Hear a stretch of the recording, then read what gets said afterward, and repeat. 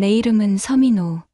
올해 47이다. 제약회사에서 마케팅 부장으로 일한 지 벌써 15년. 매일 아침 7시에 일어나 출근 준비를 하고 저녁 8시쯤 집에 돌아와 아들 준영이와 저녁을 먹는 게 내 일상이었다. 평범하지만 나름 만족스러운 삶이었다. 아내 지연이는 전업주부다. 결혼 17년 차. 처음엔 직장을 다녔지만 준영이를 낳고 난 후부터 집안일에만 전념해왔다. 사교성이 좋아서 동네 주부들과도 잘 어울리고 특히 준영이가 다니는 고등학교 학부모 모임에서는 없어서는 안 될 존재가 되어 있었다. 변화는 3개월 전쯤부터 시작됐다. 여보, 오늘도 학부모 모임 있어서 좀 늦을 것 같아. 지연이가 평소보다 화장을 진하게 하며 말했다. 아침 9시인데 벌써 외출 준비를 마친 모습이었다. 예전 같으면 대수롭지 않게 넘겼을 텐데 요즘 들어 이런 날이 부쩍 늘었다. 또?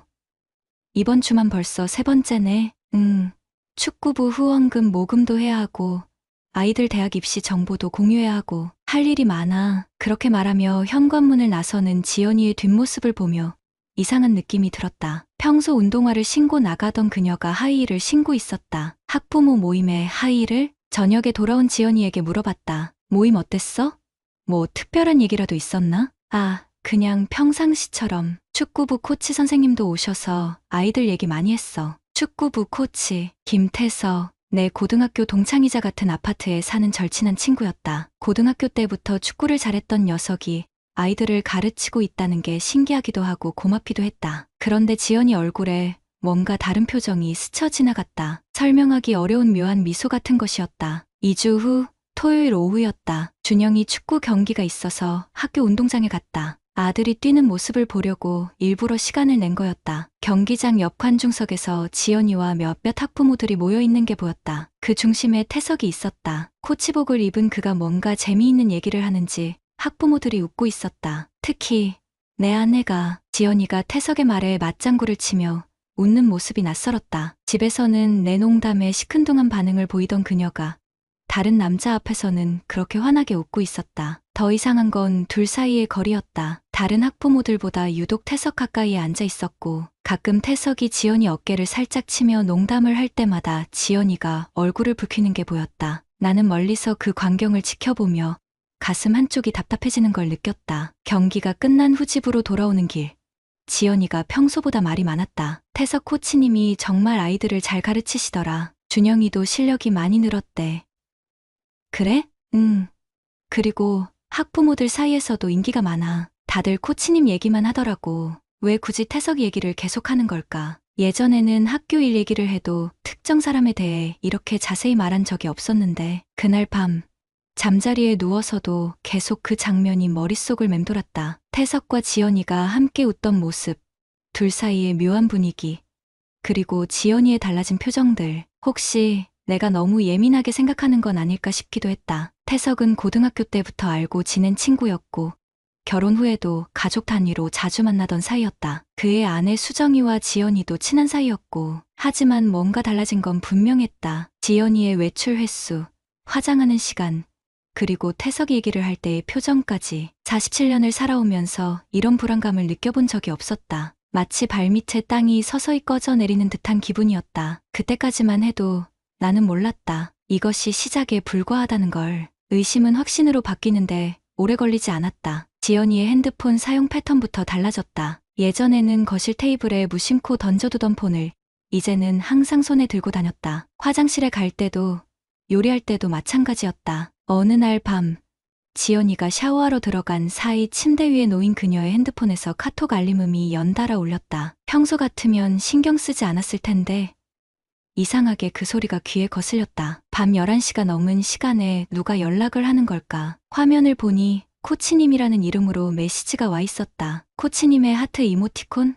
내 가슴이 쿵 내려앉았다. 잠금 화면이라 내용은 볼 수 없었지만 오늘 정말 예뻤어요 라는 문구 일부가 미리 보기로 보였다. 17년 결혼 생활에서 다른 남자가 내 아내에게 예뻤다고 말한다는 게 상상이나 됐겠는가. 그때부터 나는 변했다. 회사에서도 집중이 안 됐고 지연이가 외출할 때마다 신경이 곤두섰다. 하지만 겉으로는 아무렇지 않은 척했다. 47년을 살아오면서 이런 상황을 겪어본 적이 없었지만 본능적으로 알 수 있었다. 섣불리 추궁해서는 안 된다는 것을. 증거가 필요했다. 다음 주 화요일 지연이가 또다시 학부모 모임이 있다며 외출했다. 평소보다 30분 일찍 나갔는데 향수 냄새가 평소보다 진했다. 결혼 후 처음 보는 브랜드였다. 나는 차를 몰고 멀찍이 뒤를 따라갔다. 학교 방향이 아니라 반대편으로 향하는 지연이의 차를 보며 가슴이 더욱 답답해졌다. 시내 한복판의 카페 앞에서 지연이가 내렸다. 그리고 5분 후 익숙한 검은색 SUV가 나타났다. 태석의 차였다. 카페 유리창 너머로 둘이 마주 앉아있는 모습이 보였다. 학부모 모임이라고 했는데 둘이서만 만나고 있었다. 지연이가 태석의 말에 고개를 끄덕이며 웃고 있었고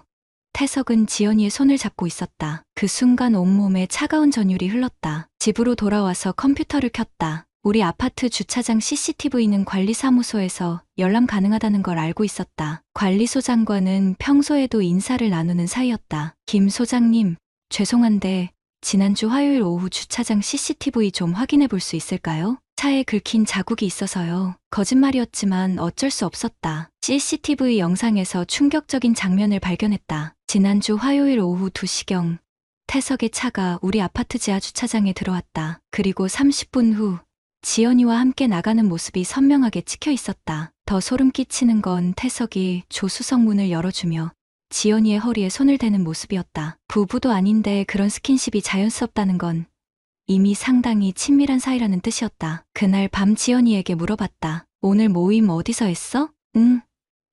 아, 학교 도서관에서 했어. 조용해서 좋더라. 또 거짓말이었다. 나는 그때부터 체계적으로 증거를 모으기 시작했다. 신용카드 사용 내역을 확인해보니 지연이가 자주 가는 카페와 식당들이 보였다. 내가 모르는 곳들이었다. 그중에는 모텔 근처에 편의점도 있었다. 더 충격적인 발견은 준영이를 통해서였다. 아빠, 엄마가 요즘 이상해요. 어느 날 저녁 준영이가 조심스럽게 말을 꺼냈다. 왜?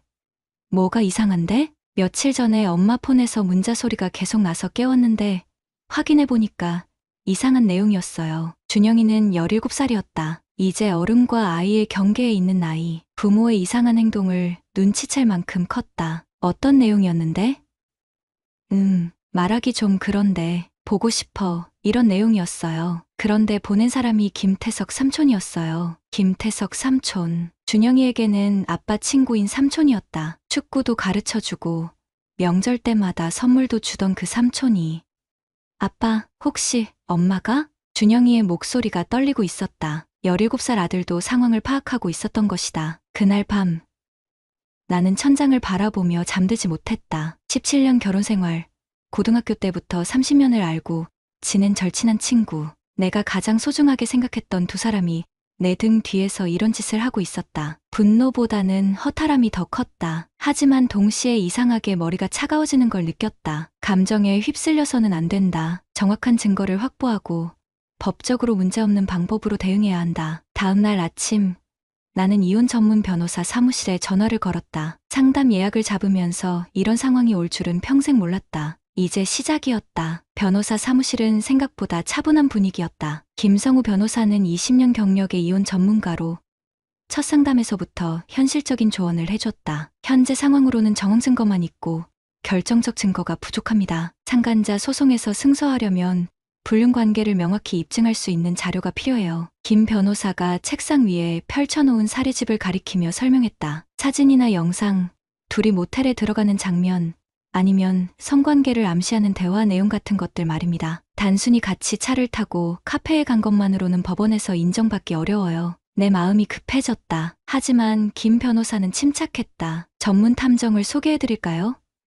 합법적인 범위 내에서 증거 수집을 도와줄 수 있습니다. 비용은 한 달에 200만 원 정도 들어요. 200만 원. 적지 않은 돈이었지만 주저할 이유는 없었다. 탐정 이정우 씨는 40대 중반의 차분한 남자였다. 경찰 출신으로 10년째 이런 일을 하고 있다고 했다. 의뢰인분 같은 경우가 가장 많아요. 평범한 가정의 아버지들이 아내의 외도로 상처받고 찾아오시는 거죠. 이정훈 씨의 말에 묘한 위로를 받았다. 나만 당하는 일이 아니라는 것, 그리고 전문가가 있다는 것. 보통 23주 정도면 확실한 증거를 확보할 수 있습니다. 다만 법적으로 문제없는 방법만 사용하니까 시간이 좀 걸릴 수 있어요. 그는 내게 몇 가지 주의사항을 알려줬다. 지연이의 행동 패턴을 자세히 관찰하되 직접 추격하지는 말 것.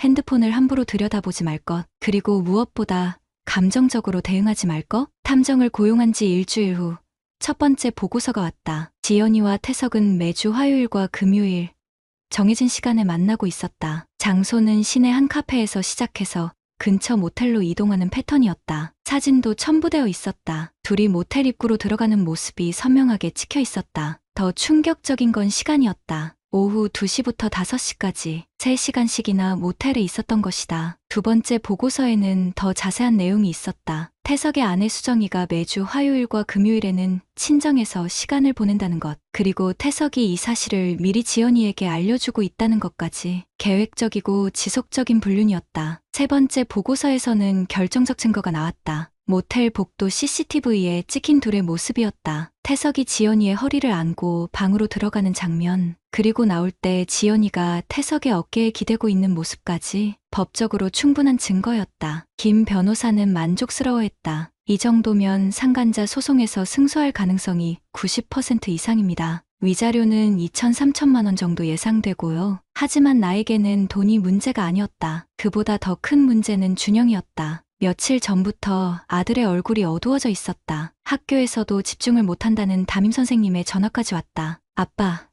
정말 엄마가 그런 거예요? 어느 날 밤, 준영이가 내 방으로 찾아와 조심스럽게 물었다. 17살 아이에게는 너무 무거운 현실이었다. 아직 확인하는 중이다. 걱정하지 마. 거짓말이었다. 이미 모든 게 확인됐지만 아들에게 상처를 주고 싶지 않았다. 아빠, 저는 아빠 편이에요. 엄마가 뭘 하든 상관없이. 준영이의 말에 가슴이 뭉클했다. 동시에 분노가 치밀어 올랐다. 아들이 이런 상황에서 선택을 해야 한다는 것 자체가 견딜 수 없었다. 그날 밤, 나는 결심했다. 더 이상 지켜만 보고 있을 수는 없었다. 탐정에게 추가 요청을 했다. 태석의 축구 코치 자격에 대한 조사, 그리고 학교 측에 제출할 수 있는 형태의 증거 정리였다. 학부모로서 학교에 이런 사실을 알릴 의무가 있다고 생각했다. 이정훈 씨는 일주일 만에 완벽한 자료를 준비해 줬다. 태석이 기혼자 신분을 숨기고 여러 학부모들에게 접근했다는 증거, 학교 시설을 이용해 개인적인 만남을 주선했다는 증거까지. 학교 측에서도 이런 문제에 대해서는 민감하게 반응할 겁니다. 특히 미성년자들이 다니는 학교에서 일어난 일이니까요. 모든 준비가 끝났다. 변호사와 최종 상담을 했다. 상간자 소송 제기일을 다음 주 월요일로 정했고,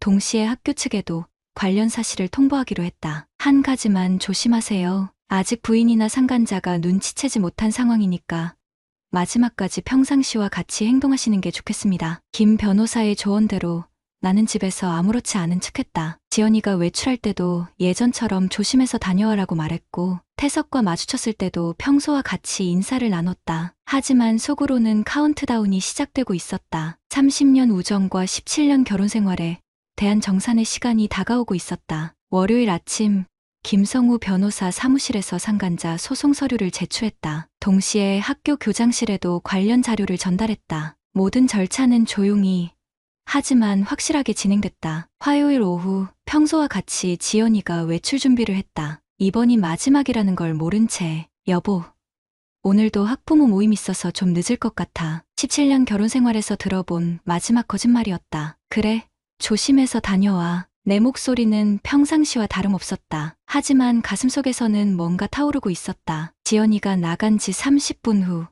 핸드폰이 울렸다. 학교 교장 선생님이었다. 서민호 학부모님, 급하게 학교로 오실 수 있으세요?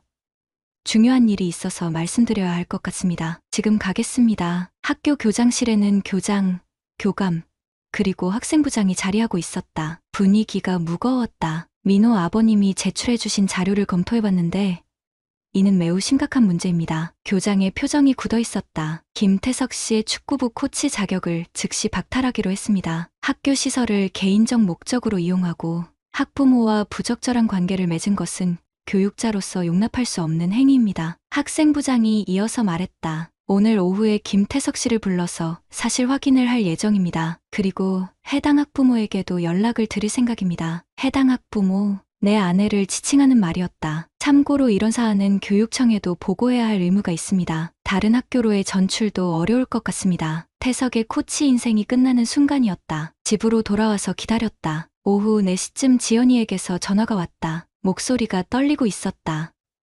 여보, 지금 학교에서 연락이 왔는데 나 좀 이상한 얘기를 들었어. 무슨 얘기? 태석 씨와 나 사이에 오해가 있는 것 같다고 학교에서 확인하고 싶다고 하는데 그럼 가서 해명하고 와. 차가운 목소리로 대답했다. 더 이상 연기할 필요가 없었다. 저녁 7시 지연이가 돌아왔다. 얼굴이 창백했다. 태석도 함께 있었다. 둘 다 완전히 무너진 표정이었다. 거실에 마주 앉았다. 17년 만에 이런 자리를 갖게 될 줄은 몰랐다. 민호야, 이건 오해야. 태석이 먼저 입을 열었다. 30년 친구의 목소리치고는 너무 떨리고 있었다. 오해? 나는 테이블 위에 봉투 하나를 올려놓았다. 탐정이 준비해준 사진들이 들어있었다. 이것도 오해인가? 봉투에서 나온 사진들을 보는 순간 둘의 얼굴에서 모든 색이 사라졌다. 모텔 앞에서 손을 잡고 있는 모습, 복도에서 포옹하고 있는 장면들. 민호야, 미안해. 정말 미안해. 지연이가 울기 시작했다. 44살 여자의 눈물이었지만 내게는 아무런 감정도 일으키지 못했다. 언제부터였어? 3개월 전부터. 아니, 정확히는 2월 14일부터. 발렌타인데이. 내가 야근을 하느라 집에 못 온 그날이었다. 왜? 미안해. 정말 미안해. 나도 왜 그랬는지 모르겠어. 태석은 아무 말도 하지 못하고 고개만 숙이고 있었다. 30년 우정이 이렇게 끝나는 것이었다. 준영아, 나와봐. 방에서 공부하고 있던 아들을 불렀다. 이미 다 들었을 텐데도 모른 척하고 있었을 것이다. 아빠, 괜찮다. 이제 다 정리됐으니까. 준영이가 엄마를 보는 눈빛이 차가웠다. 17살 아이에게는 너무 큰 배신이었을 것이다. 엄마, 저는 아빠랑 살 거예요. 준영이의 말에 지연이가 더욱 크게 울었다. 준영아, 엄마가 잘못했어. 미안해. 이제 그만하자. 나는 자리에서 일어났다. 내일부터 변호사를 통해서 얘기하자. 오늘은 여기까지. 태석이 마지막으로 말했다. 민호야, 30년 친구였는데 30년 친구가 이런 짓을 하나? 그 한마디로 모든 게 끝났다. 그날 밤 지연이는 친정으로 갔다. 태석은 아내에게 모든 사실이 알려져서 집에서 쫓겨났다는 소식을 들었다. 학교에서도 즉시 조치가 취해졌다. 태석의 코치직 박탈. 그리고 학부모회에서도 지연이를 제명하기로 결정했다. 소문은 아파트 전체로 퍼져나갔다. 일주일 후 법원에서 소송 진행 일정을 통보받았다. 첫 변론기일이 한 달 후로 잡혔다. 김 변호사가 말했다. 증거가 명확해서 승소는 확실합니다. 다만 위자료 액수를 얼마나 받아낼 수 있을지가 관건이죠. 돈이 중요한 게 아닙니다. 잘못에 대한 대가를 확실히 치르게 하는 게 목적입니다. 변호사가 고개를 끄덕였다. 그런 의뢰인이 결국 가장 큰 승리를 거두게 됩니다. 47년을 살아오면서 이런 일을 겪게 될 줄은 몰랐다. 하지만 이제 시작이었다. 진짜 정의는 법정에서 구현될 것이었다. 법정에서의 첫 변론기일이 끝난 후 김성우 변호사는 만족스러운 표정이었다. 상대 측에서 사실관계를 모두 인정했습니다. 이제 위자료 액수만 정하면 됩니다. 6개월간의 법적 공방이 예상보다 빨리 정리되고 있었다. 태석 측 변호사는 처음에 일시적 실수라며 위자료를 최소화하려 했지만 우리가 준비한 증거 앞에서는 어떤 변명도 통하지 않았다. 판사님께서 위자료를 2,800만 원으로 결정하셨습니다. 그리고 태석 씨가 다른 지역 학교에서도 코치 활동을 할 수 없도록 교육청에 통보된다고 하네요. 2,800만 원. 돈 자체보다는 공식적으로 잘못이 인정됐다는 사실이 더 의미 있었다. 더 중요한 건 사회적 응징이었다. 태석은 코치직을 잃은 후 아무 일도 할 수 없게 됐다. 아파트 주민들 사이에서 완전히 왕따가 됐고 아내 수정 씨는 이혼을 요구하며 친정으로 돌아갔다. 결국 태석은 아파트를 팔고 시골로 내려갔다는 소식을 들었다. 지연이도 마찬가지였다. 학부모회에서 제명된 건 물론이고 동네 주부들 사이에서도 완전히 외면당했다. 마트에서 마주쳐도 모르는 척하고 엘리베이터에서 같이 타면 어색한 침묵만 흘렀다. 이혼 절차는 생각보다 순조롭게 진행됐다. 지연이가 모든 잘못을 인정하고 재산 분할도 최소한만 요구했기 때문이다. 준영이의 양육권은 당연히 내가 갖게 됐다. 아빠, 정말 속이 시원해요. 어느 날 저녁 준영이가 뉴스를 보며 말했다. 아동 성추행 사건으로 교사가 처벌받는 내용이었다. 나쁜 어른들이 제대로 벌을 받아야 아이들이 안전하잖아요. 아빠도 그런 일을 하신 거죠?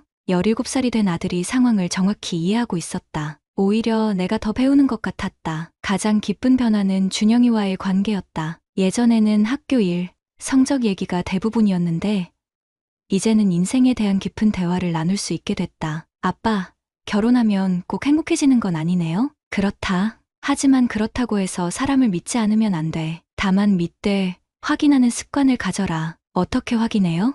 행동을 보는 거다. 말은 누구나 할 수 있지만 행동은 거짓말을 못한다. 이런 대화들이 우리 부자 관계를 더욱 단단하게 만들어줬다. 학교에서도 변화가 있었다. 새로 온 축구부 코치는 30대 여성이었다. 체육교육과 출신에 지도자 자격증까지 갖춘 전문가였다. 무엇보다 기혼자와 미혼자를 구분하지 않고 모든 학부모를 동등하게 대했다. 새 코치님이 훨씬 실력도 좋고 인격적으로도 훌륭하세요. 준영이의 말에 안도감이 들었다. 나쁜 기억이 지워지고 새로운 시작을 할 수 있게 된 것이다. 6개월 후 모든 법적 절차가 마무리됐다. 위자료 2,800만 원은 태석이 매월 200만 원씩 14개월에 걸쳐 분할 지급하기로 했다. 첫 달 지급이 늦어지자 즉시 급여 압류 신청을 했고 그 이후로는 정확히 입금되고 있다. 어느 토요일 오후 준영이와 함께 축구 경기를 보러 갔다. 예전에는 지연이도 함께 했지만 이제는 우리 부자만의 시간이었다. 오히려 더 편하고 자연스러웠다. 아빠,